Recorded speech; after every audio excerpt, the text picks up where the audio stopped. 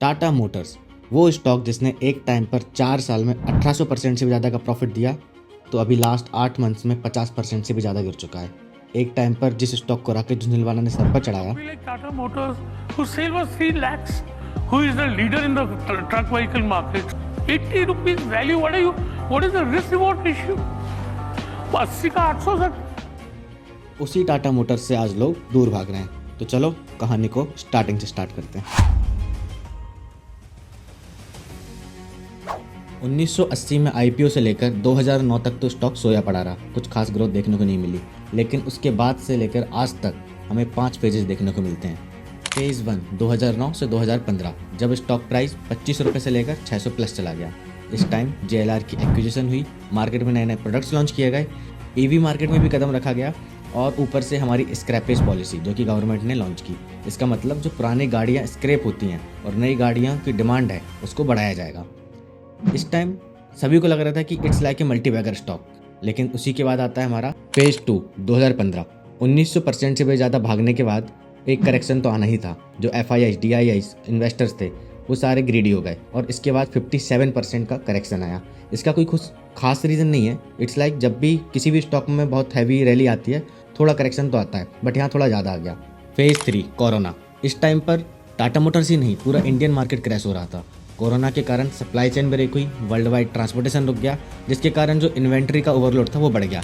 Dealer के पास गाड़ियाँ थीं पर बायर्स नहीं थे। चाइनीज़ कस्टमर का इंटरेस्ट भी कम हो गया। चाइनीज़ मार्केट में BMW, ऑडी और मर्सिडीज स्ट्रांग हो गए। इसी के साथ JLR की सेल्स चाइना में 30% से भी ज़्यादा गिर गई। Phase 4 the ultimate recovery period. जब पूरा इंडियन मार्केट कोरोना से रिकवर कर रहा था, उसी टाइम पर टाटा मोटर्स 63 रुपीज़ से लेकर 1200 प्लस चला गया। Phase 5 current phase. 4 साल में 1800% से भी ज़्यादा का रिटर्न मिलने के बाद FIIs और बिग प्लेयर्स ने प्रॉफिट बुकिंग स्टार्ट कर दी।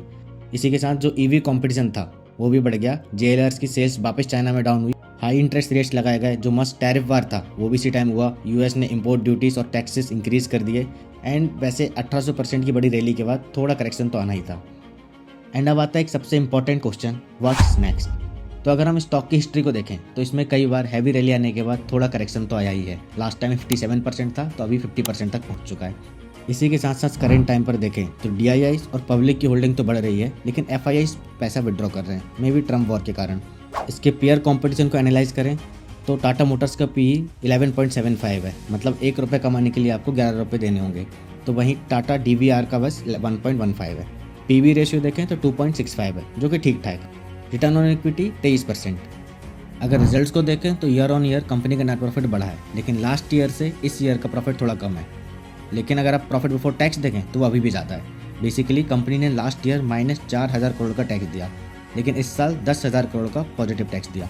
नेगेटिव टैक्स के कॉन्सेप्ट को समझने के लिए आपको इंडियन एक रूल का पता होना जरूरी है, जो कि है कैरी फॉरवर्डिंग लॉसेस।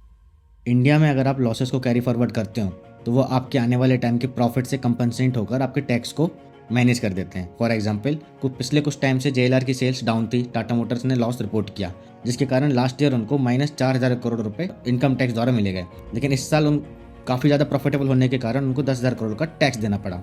एंड इसीलिए टैक्स के बाद जो प्रॉफिट है वो टाटा मोटर्स का पिछले साल से कम हो गया। बट अगर हम ओवरऑल कंपनी की परफॉर्मेंस देखें, जो कि ये प्रॉफिट बिफोर टैक्स, तो वो इस साल भी लास्ट ईयर से ज़्यादा है। ये सारे फंडामेंटल्स को देखते हुए तो टाटा मोटर्स मुझे अब एक बेस्ट बाइंग अपॉर्चुनिटी लगती है। बाकी आप सभी को जो भी लगता है कमेंट्स में ज़रूर बताना।